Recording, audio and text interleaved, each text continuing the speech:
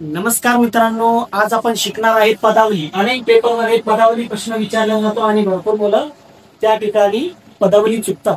मित्रांनो लक्षात घ्या, अरे गॉडवास म्हणजे काय? कंचे भागू बेव म्हणजे कंसाचा सर्वात प्रथम भागाकार करायचा। आधी कंस सोडून घ्यायचा, नंतर भागाकार करायचा, नंतर गुणाकार व बेरीज करून नंतर वजाबाकी करावे, हा त्याचा नियम। इंग्लिश मध्ये त्याला गॉडवास म्हणतात, bracket of division, multiplication, addition and subtraction. या ठिकाणी हा फॉर्म्युला वापरून तुम्ही काय करू शकता, हे पदावलीचे क्वेश्चन सॉल्व्ह करू शकता।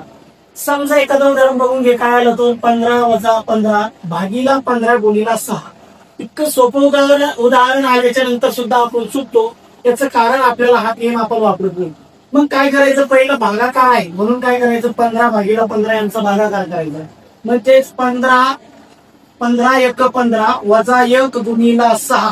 मग काय करायचं, भागाकार झाल्यावर गुणाकार करायचा। काय करायचं, गुणाकार। 6 येतं 6, 15 वजा 6 म्हणजेच काय येईल, 15 तून 6 गेले तर 9। मग ऑप्शन बघायचं 9 कुठं आहे, तर सी नंबरला ऑप्शन काय आहे, 9, म्हणजे याचं उत्तर आहे ऑप्शन क्रमांक सी।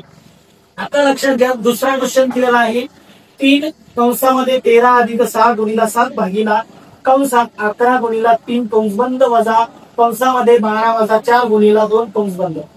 मग बघा आता काय करणार, कंस सोडून घ्यायचा। पण कंस सोडत असताना पण हाच रूल वापरायचा। पण या ठिकाणी गुणाकार आहे म्हणून इथं लिहून टाकायचं 3 13 अधिक 7 सकून 42 कंस बंद भागीला 11 त्रिक 33, म्हणून या ठिकाणी 33 लिहायचा वजा 4 दुणे 8 12 वजा 8 लिहून टाकायचं।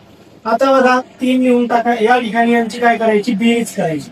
या ठिकाणी 3 गुणीला 3 आणि 2 5, 4 आणि 1 5 म्हणजे 55 भागीला 23 वजा, आता 12 तून 8 गेले किती उरणार आहे, तर 4 उरेल। आता लक्षात घ्या 55 त्रिक 165 येईल आणि भागीला 33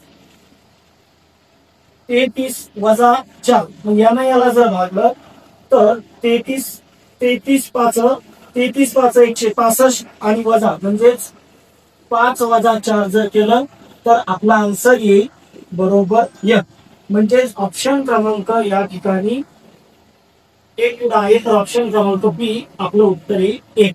अशा प्रकारे आपल्याला काय करायचं आहे, बॉडमास या ठिकाणी तुम्हाला सोडवायचा आहे। तर लक्षात घ्या, हा क्वेश्चन तुमच्यासाठी सोडवण्यासाठी दिला आहे, याचा आन्सर कमेंट मध्ये कळवा आणि धन्यवाद।